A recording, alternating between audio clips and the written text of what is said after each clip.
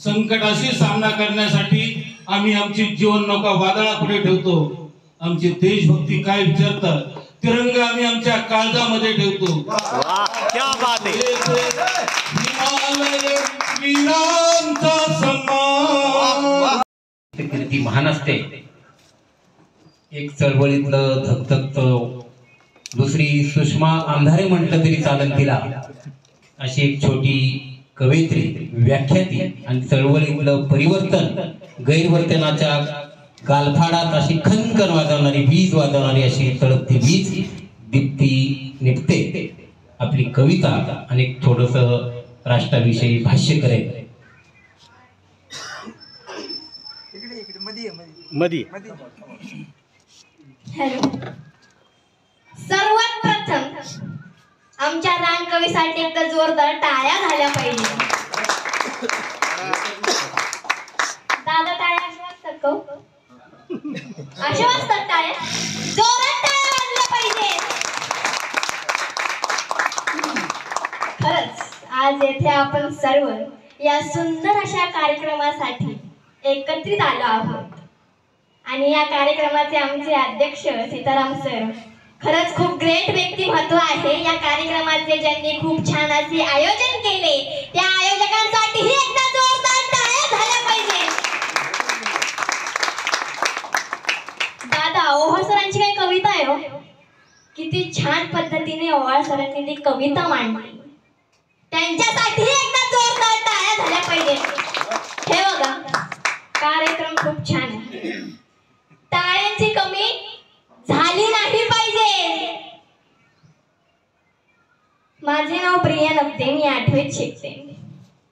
खरं तर मी लहान आहे, मला खूप प्रश्न पडतात आणि त्या प्रश्नांची उत्तरे मी तुमच्याकडनं घेऊ इच्छिते. तर माझ्या कवितेचं नाव आहे मला प्रश्न पडतो.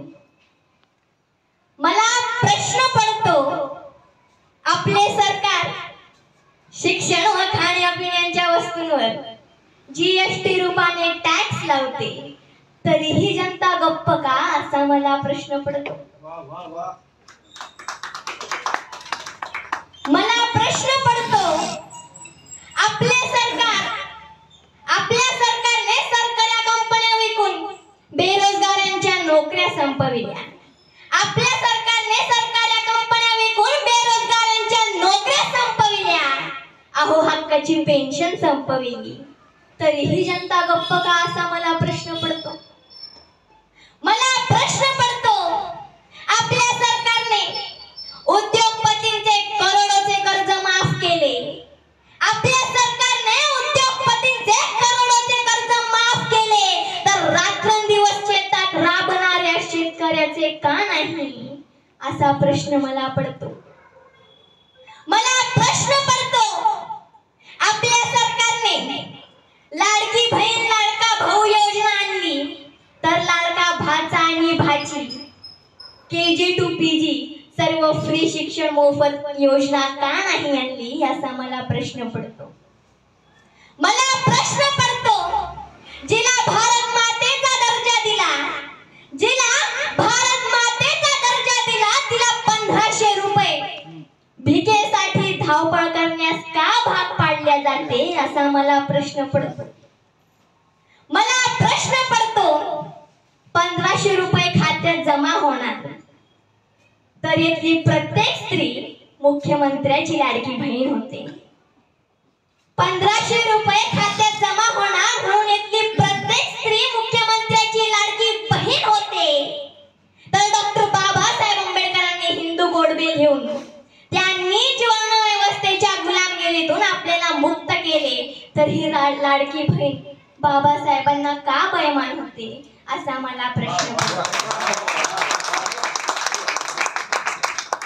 मला प्रश्न पडतो, आपल्याला सरकार हर घर तिरंगा लावायला सांगते, हर घर संविधान वाचायला का सांगत नाही, असा मला प्रश्न पडतो. तिरंगा तो देश की शान है, तिरंगा तो देश की शान है, संविधान मात्र देश का प्राण है, संविधान मात्र देश का प्राण है. इस कार्यक्रम के अवसर पर मैं बताना चाहती हूँ कि हर घर तिरंगा, हर घर तिरंगा, घर घर संविधान, हर घर तिरंगा, घर घर संविधान। दे सलामी उस तिरंगे को, दे सलामी उस तिरंगे को जिससे तेरी शान है, दे सलामी उस तिरंगे को जिससे तेरी शान है। सिर हमेशा ऊंचा रखना इसका, जब तक दिल में जान है, जब तक दिल में जान है। अगर आपको सच्चा देशभक्त बनना है तो पत्थर को लगते हैं 12 भोग, पत्थर को लगते हैं 12 भोग, लेकिन भूखे नंगे सो जाते हैं लोग, भूखे नंगे सो जाते हैं लोग। अगर सच्चा देशभक्त बनना चाहते हो तो मजदूर को मजदूर समझिए, मजबूर नहीं। मजदूर को मजदूर समझिए, मजबूर नहीं। और गरीब को काम दीजिए, दान नहीं। और अगर दान देना चाहते हैं तो जीते जी रक्तदान कीजिए और मरने के बाद अंग दान कर किसी जीते हुए को, किसी मरते हुए को जीवन दान दीजिए। यही सच्ची देशभक्ति, यही सच्चा राष्ट्रप्रेम। खरं तर आजादी के बाद भारत ने साइंस, टेक्नोलॉजी, कृषि, साहित्य, खेल इन जैसे कई क्षेत्रों में तो हमें उन महापुरुषों का बलिदान याद करना होगा और इन समस्याओं को मिटाना होगा, ऐसे मुझे लगता है। खरं तर आपल्याला स्वातंत्र्य मिळाले 16 ऑगस्ट 1947 ला अण्णाभाऊ साठे यांनी मुंबईमध्ये 15-20 लोकांबरोबर मोर्चा काढला आणि त्या मोर्चात त्यांनी घोषणा दिली की ये आजादी झूठी है, ये आजादी झूठी है, देश की जनता भूखी है, देश की जनता भूखी है। आणि ती घोषणा आजही मला प्रासंगिक वाटते। जैसे कि भारत का युवा इतना वीर है कि मंदिर मस्जिद के लिए खून तक बहा सकता है और कायर इतना है कि रोजगारों के मुद्दों पर सवाल तक नहीं उठाता। एक तथ्य यह भी है कि हमारे पास राफेल है लेकिन गरीबों के घरों में राशन नहीं। गांव और शहर की बेटियां अपना नाम रोशन करने के लिए अखबारों में आना चाहती है, लेकिन सुनने में आती है उनकी सिस्कियां। अरे मणिपुर की घटना को देखा जाए तो मुझे दुखद शब्दों में कहना पड़ता है कि दुनिया में भारत ऐसा अकेला देश है जहां पर मिट्टी की बनी हुई औरत को कपड़े पहनाकर देवी कहा जाता है और जिंदा औरत को नीरस कर सड़कों पर घुमाया जाता है। आणि यावर मला अण्णाभाऊ साठे यांची ती काव्य पंक्ती प्रासंगिक वाटते। ते म्हणतात, ही न्याय व्यवस्था काही कांची रखेल झाली, ही न्याय व्यवस्था काही कांची रखेल झाली। अहो ही संसद देखील हिजाड्यांची हवेली झाली, हिजाड्यांची हवेली झाली। मी माझ्या व्यथा मांडू कोणाकडे, मी माझ्या व्यथा मांडू कोणाकडे, कारण यातली न्याय व्यवस्था भ्रष्टतेने रंगीन झाली, भ्रष्टतेने रंगीन झाली। धन्यवाद। खरंच या सुंदर कार्यक्रमाचे आयोजन केले आहे आणि खरंच मनापासून माझी आपल्या सर्वांना विनंती आहे की ज्यांनी निवेदन केले आमचे रानकवी सर यांच्यासाठी एकदा जोरदार टाळ्या वाजल्याच पाहिजे। टाळ्यांची थोडी कमी पडते, लोकांना थकली, भूक लागली का काका?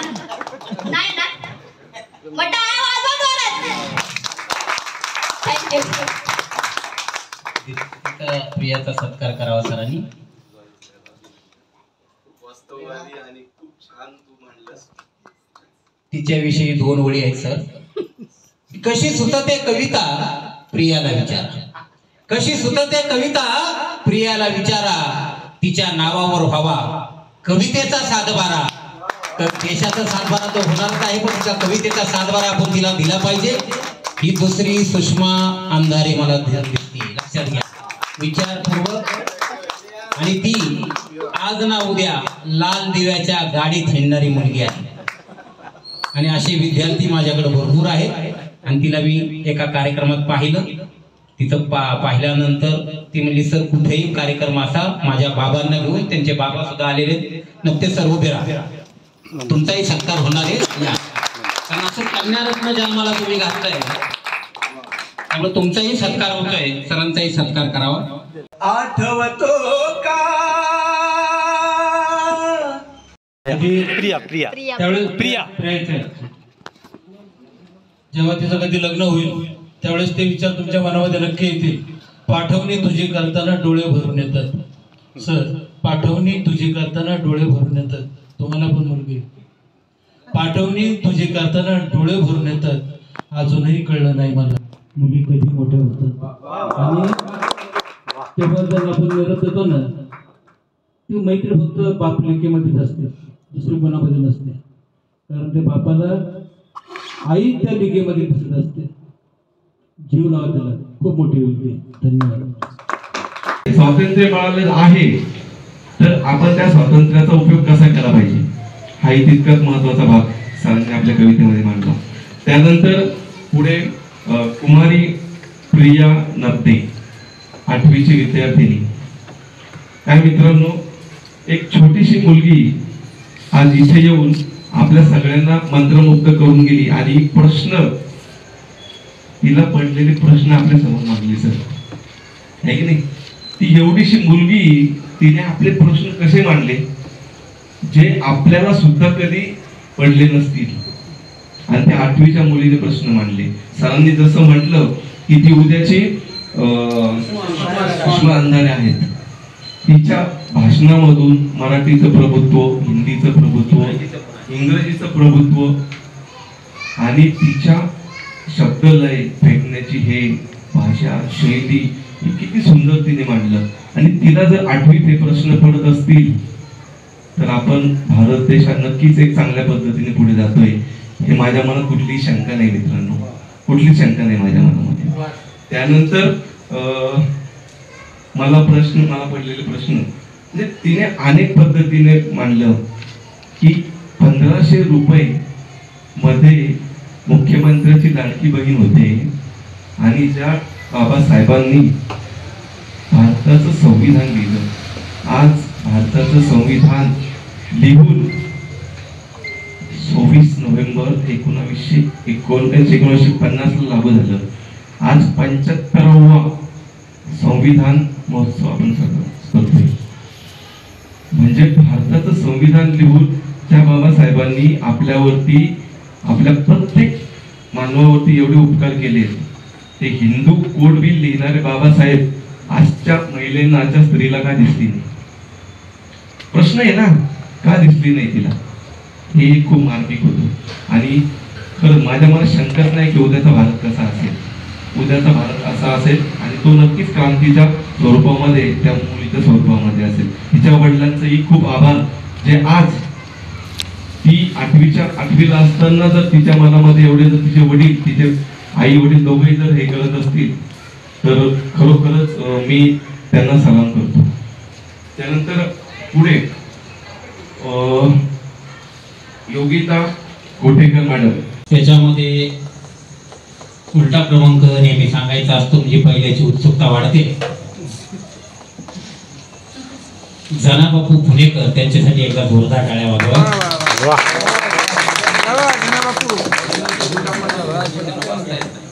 त्यांना चोपडे सरांनी त्यांना सन्मानित करावं. केला जातो अशी डॉक्टर गणेश कुंडे यांची या बक्षिसाला पात्र असलेले कवी गणेश कुंडे सरांसाठी एकदा जोरदार टाळ्या.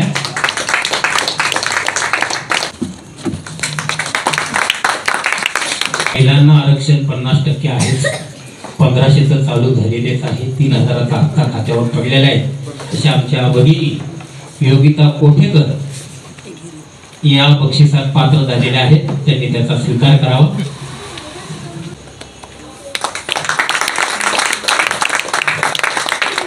त्यांच्या रिक्षावरतीच वळलेले आहे की उडवाच मान माझी, माझा नकार नाही, तितकीच शर्त आहे की मी वाकणार नाही. अरुण कांबळे सरांचा सत्कार सरांनी करावा. हे बक्षीस आहे, मगाशी सत्कार होता.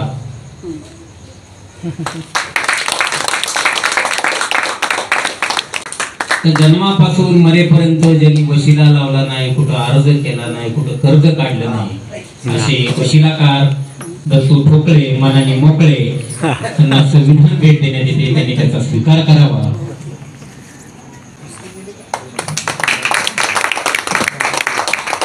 तिला या देशाची दुसरी सावित्रीबाई फुले म्हटलं तरी वावगं ठरणार नाही अशी प्रिया निकते हिचा पहिला क्रमांक आलेला आहे. नक्कीच मुलगी संविधान पुढच्या वर्षी अख्खं तोंडपाठ करेल एवढी तिची पात्रता आहे. आणि हे शाही बक्षीस सावित्री फुले ज्ञानप्रबोधिनी पुणेच्या वतीने देण्यात येत आले.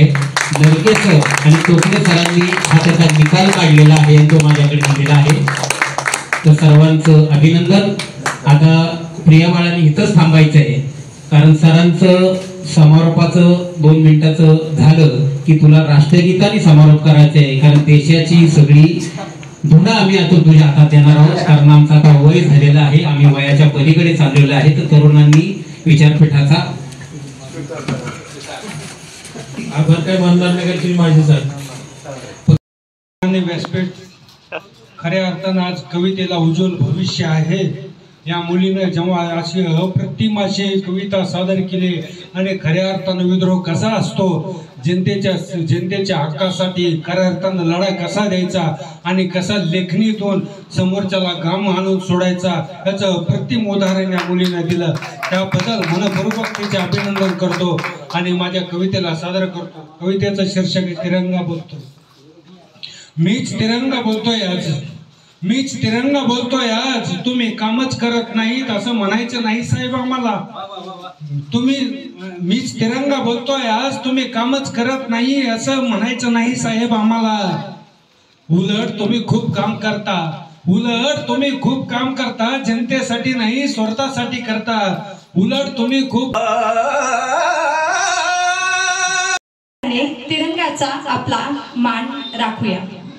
देशात घडणाऱ्या वाईट गोष्टींना वाचा तर फोडलीच पाहिजे. देशात घडणाऱ्या वाईट गोष्टींना वाचा तर फोडलीच पाहिजे.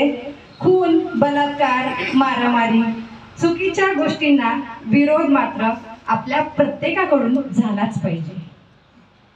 भारत माता की जय अशी एकच दिवस नको ती ललकारी आपल्याला. उडवाच मान माझी माझा नकार नाही, उडवाच मान माझी माझा नकार नाही, इतकीच शर्त आहे मी कुठे वाकणार नाही. हा फक्त तिरंग्याखालीच वाकणारा माणूस अरुण कांबळे, एक दगदगत चळवळीचं वातावरण असलेला धडाकेबाज तरुण तडफदार जिद्दी चिकाटी असणारा कवी अरुण कांबळे. लालाची राय लढले आज धारा तीर्थी पडले, लालाची राय लढले आज धारा तीर्थी पडले. भगत सिंग क्रांतिकार सारे फासाव चढले, देशमुक्तीचा मनामध्ये पेटवला एल्गार. तो का ना लेखनी हातात माझ्या ना कागद खिशात माझ्या, कविता कोरतो मी काळजात माझ्या असा काळजात कोरणारा गझलकार दत्तू ठोकळे, गणेशगाव अकलूज तिथून आलेले कवी. सध्या पिंपरी इथं प्रस्थान त्यांचं आहे. मी माणूस होण्यासाठी कुठे अर्जही केला नाही, वाह क्या बात है. मी माणूस होण्यासाठी कुठे अर्जही केला नाही, मी माझ्या जन्मासाठी लावशिला नाही, मी माझ्या जन्मासाठी लावशिला नाही. मी देव पाहिला नाही, तीर्थाला गेलो नाही, मी देव पाहिला नाही, तीर्थाला गेलो नाही, मी पुण्याईचा साठा कुठे साठवलेला नाही, मी पुण्याईचा साठा कुठे साठवलेला नाही. मी पुण्यही शिकलो नाही, शिकवलं नाही कुठे. की गर्दीत माणसांच्या काळीज हरवले माझे आणि काळीज शोधण्यासाठी आयुष्य हरवले माझे. असे आयुष्य हरवलेले आणि पुनश्च विचारांचा आपला जागर मांडण्यासाठी डॉक्टर बरिराम ओहोळ दैनिक टोलाचे संपादक, अष्टपैलू व्यक्तिमत्व. खंत वाटे मना नाचतो मी पुन्हा, वाटते मजला स्वातंत्र्य मिळाले, वाटतो बालिशपणा, वाटते मजला स्वातंत्र्य मिळाले, वाटतो बालिशपणा. झाले आज वाटोळे देशाचे हे पुरे, राजकीय लोकांनी टाकले असे जाळे. झाले आज वाटोळे देशाचे हे पुरे, राजकीय लोकांनी टाकले असे जाळे. पोटासाठी फिरावे लागते आज वन गरिबांना, पोटासाठी फिरावे लागते आज वन गरिबांना. स्वातंत्र्य मिळाले वाटतो बालिशपणा, स्वातंत्र्य मिळाले वाटतो बालिशपणा.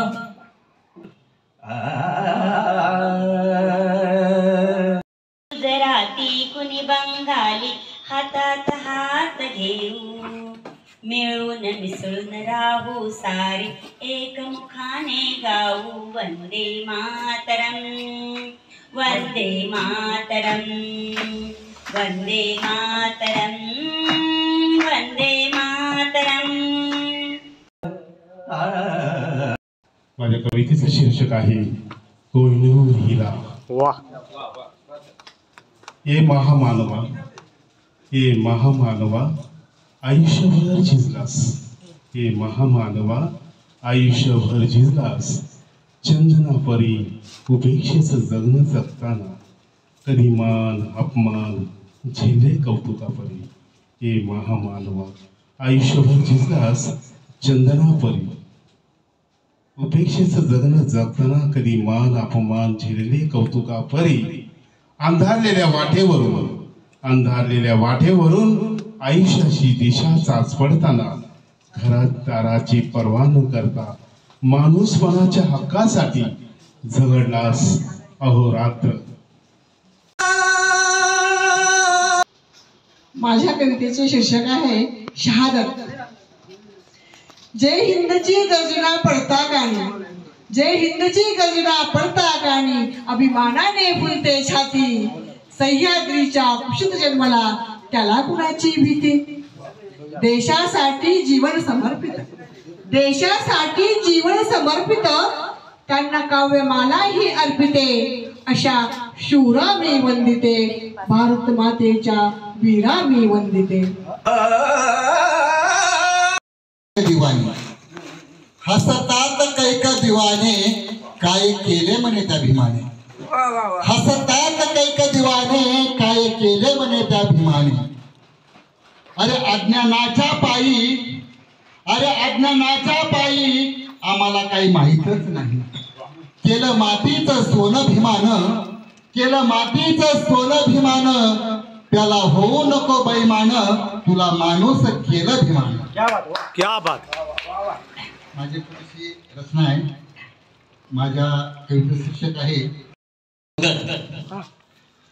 हे फार महामहिम कवी आहे. आषाढाचा पाऊस नावाचे एक गीत लिहिलेलं आहे. त्याचे गीतकार हे समोर तुमच्या उभे आहेत. त्यांचं नाव आहे छगन वाकचौरे.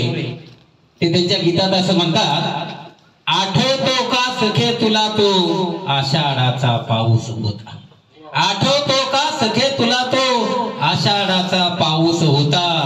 तुझ्या न माझ्या मिलनाचा एक रेशमी धागा होता, एक रेशमी धागा होता. तो धागा जोडण्याचं काम या संगीतकार गायकाने केलेलं आहे. त्यांच्यासाठी एकदा जोरदार टाळ्या.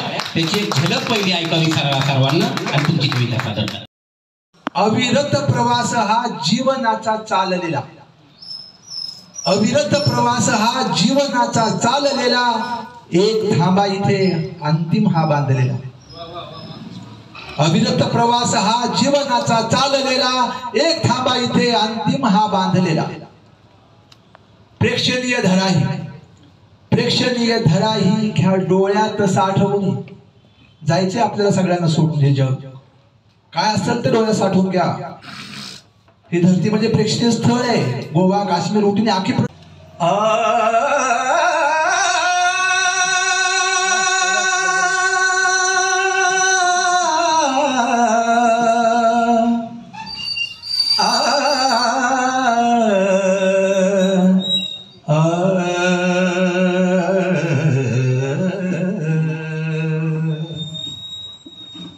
आठवतो का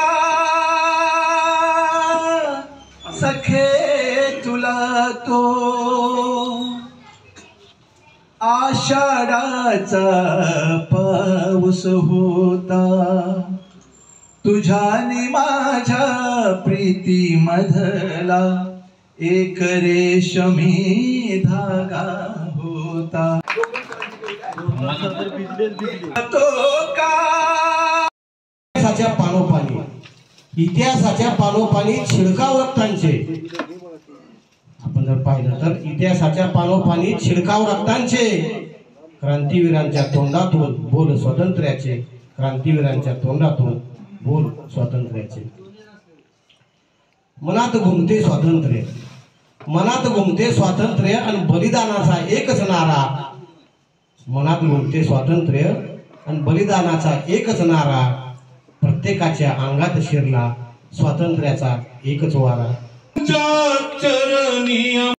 मातृभूमि माँ से प्यारी मातृभूमि जन्नत से भी है बढ़कर वाह माँ से प्यारी मातृभूमि जन्नत से भी है बढ़कर आजादी मिला ये है हमने दुश्मनों से लड़कर वाह क्या बात माँ से प्यारी मातृभूमि जन्नत से भी है बढ़कर आजादी मिलाई है हमने दुश्मनों से लड़कर हिंदू मुस्लिम सिख ईसाई हिंदू मुस्लिम सिख ईसाई सारे यहाँ पर भाई भाई कवितेचं शीर्षक आहे हा देश आमचा हा देश आमचा हे विचार आमचे हे विचार आमचे भगव्या रंगाचे तथागताच्या कायेवरचे हा देश आमचा चोपडे मॅडम हा देश आमचा सम्राट अशोकाचा वाह हा देश आमचा सम्राट अशोकाचा थोर भीमाचा नाही घेत माझ्यासाठी माझे मीपण माझ्यासाठी माझे मीपण देशासाठी माझे जीवन असंख्य जगले असंख्य जगती असंख्य जगले असंख्य जगती असंख्य त्यास्तव जन्मा येती जन्म घेतला जगण्यासाठी जगता जगता चरणी आमचे कामात राम आहे बाकी हराम कामात राम आहे बाकी हराम आहे शेतात घाम गाळा घामात राम शोधा नंतर तुम्ही जगी या अल्लाने राम शोधा मातीचा वाटांना योग्य दिशा मिळाली भरकटलेल्या वाटांना योग्य दिशा मिळाली तुमच्या प्रत्येक शब्दातून ध्येय आम्हा कळाली ध्येय आम्हा कळाली नव्याने शिकत गेलो स्वतःला घडवत गेलो मनात जिद्द आकांक्षा घेऊन जिंकत राहिलो संकटाशी सामना करण्यासाठी आम्ही आमची जीवन नौका वादळापुढे ठेवतो संकटाशी सामना करण्यासाठी आम्ही आमची जीवन नौका वादळापुढे ठेवतो आमची देशभक्ती काय विचारतात तिरंगा आम्ही आमच्या काळजामध्ये ठेवतो क्या बात आहे हिमालय वीरांचा सन्मान करतो येथे हिमालय वीरांचा सन्मान त्या शहीदांच्या चरणी आमचे कोटी कोटी प्रणाम क्या बात आहे हुतात्म्यांच्या चरणी आमचे कोटी कोटी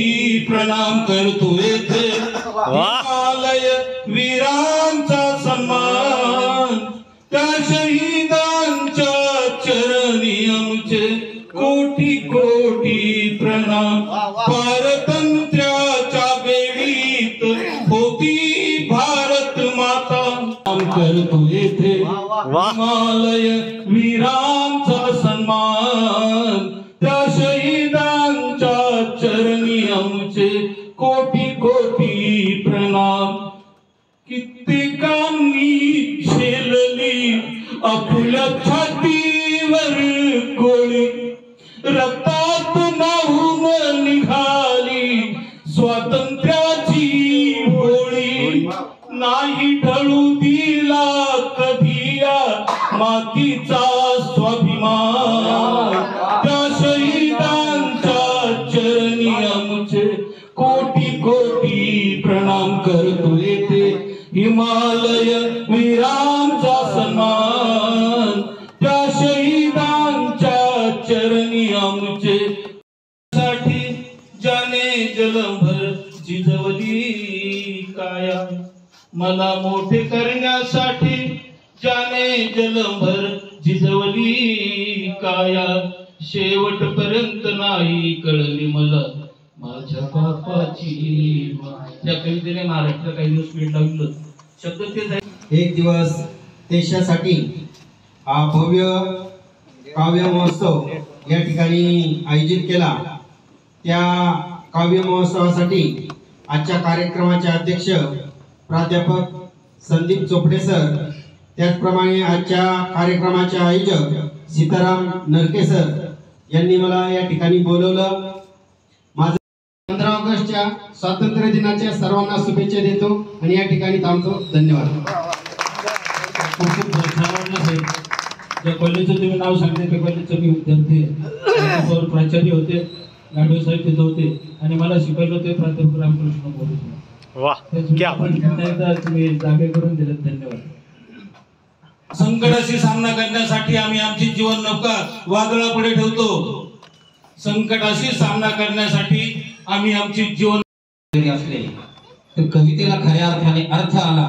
अर्थकारणाशिवाय जगणं नाही. त्याला अर्थशास्त्र कळतं, त्याला काव्यशास्त्र चांगलंच कळतं. फक्त त्यांनी त्यांच्या मनाचा मोठेपणा दाखवलेला आहे. कारण ते ती कविता नक्कीच सादर करतील हा माझा अंदाज आहे. कारण अंदाज माझा कधी चुकलेला नाही. कारण मी 39 वर्ष माणसं ओळखण्यात पारंगत आहे. माणसांना पटवण्यात नाही, ओळखण्यात पारंगत आहे. जीवनाचा दिवा जर तेवढ ठेवायचा असेल, सर्वप्रथम त्याला माणुसकीचं तेल घातलं पाहिजे.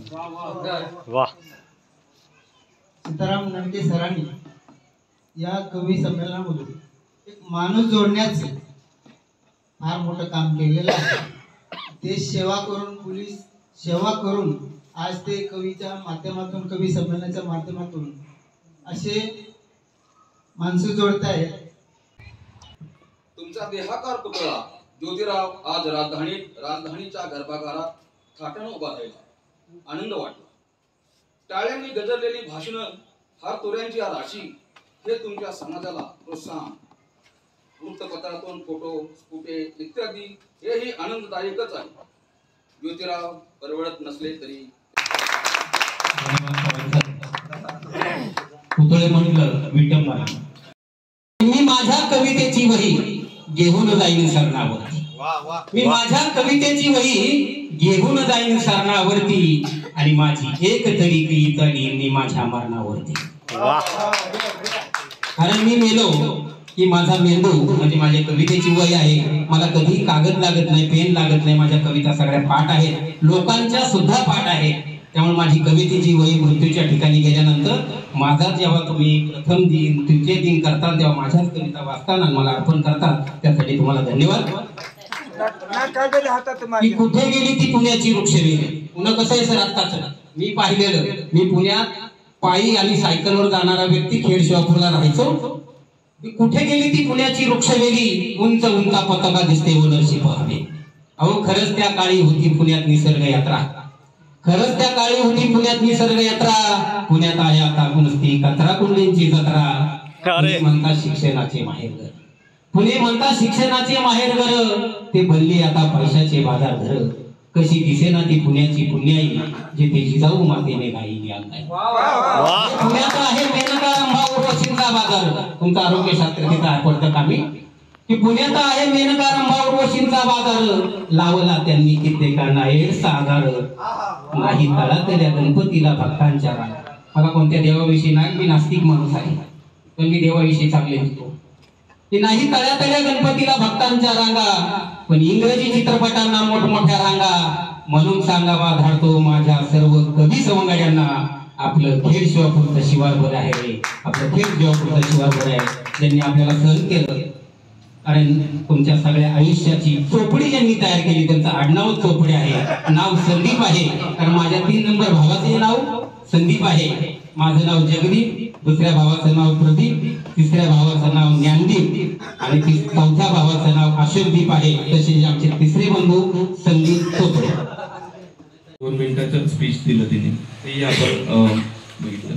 सोप्रीती सूरज भालेराव यांनी तिसरं पुष्प या काव्यसंग्रहाचं बोललं. आणि एक दिवस आपण न जगता रोज आपण देशासाठी काय करू शकतो, काय केलं पाहिजे हे आपण, म्हणजे जरी तुम्ही कवी असाल, संपादक असाल, लेखक असाल, वेगवेगळ्या प्रकारे आपण काय केलं पाहिजे हे त्यांनी त्यांच्या कवितेमध्ये मांडलं.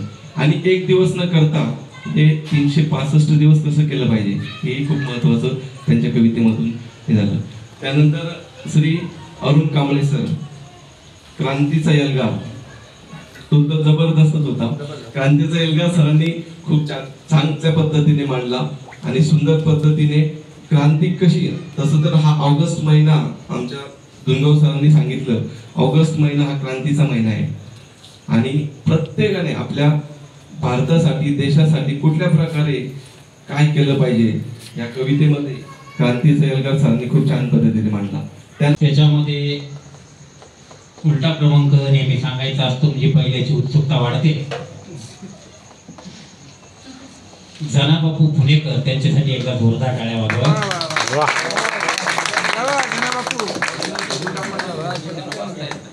त्यांना चोपडे सरांनी त्यांना सन्मानित करावं. केला जातो असे डॉक्टर गणेश पुंडे यांची या बक्षिसाला पात्र असलेले कवी गणेश पुंडे सरांसाठी एकदा जोरदार टाळ्या.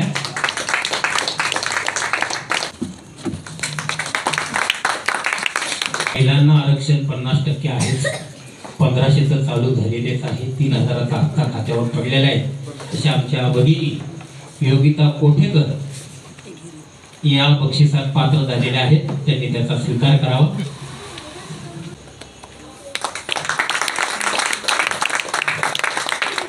त्यांच्या रिक्षावरतीच वळलेले आहे की उडवाच मान माझी माझा नकार नाही, इतकीच शर्त आहे की मी वाकणार नाही. अरुण कांबळे सरांचा सत्कार सरांनी करावा. हे बक्षीस आहे, मगाशी सत्कार होता.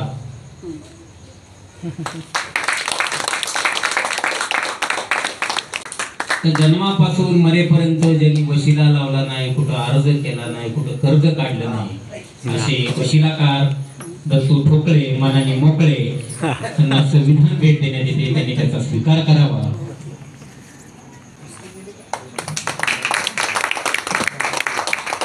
तिला या देशाची दुसरी सावित्रीबाई फुले म्हटलं तरी वावगं ठरणार नाही अशी प्रिया निकते हिचा पहिला क्रमांक आलेला आहे.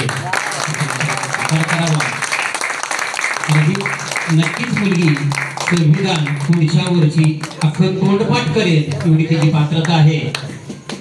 आणि हे शाही बक्षीस सावित्री फुले ज्ञानप्रबोधिनी पुणेच्या वतीने देण्यात येत आले. नरके सर आणि टोपले सरांनी हा त्याचा निकाल काढलेला आहे, तो माझ्याकडे दिलेला आहे. तर सर्वांचं अभिनंदन. आता प्रिया बाळांनी इथंच थांबायचं आहे, कारण सरांचं समारोपाचं 2 मिनिटाचं झालं की तुला राष्ट्रगीताने समारोप करायचं आहे, कारण देशाची सगळी धुरा आम्ही आता तुझ्या हातात देणार आहोत. कारण आमचा आता वय झालेला आहे, आम्ही वयाच्या पलीकडे चाललेलो आहे. तर तरुणांनी विचारपीठाचा आभार काय मानणार नाही का माझी साथ. सन्मान त्या शहीदांच्या चरणी आमुचे कोटी कोटी प्रणाम. क्या बात है. हुतात्म्यांच्या चरणी आमुचे कोटी कोटी प्रणाम.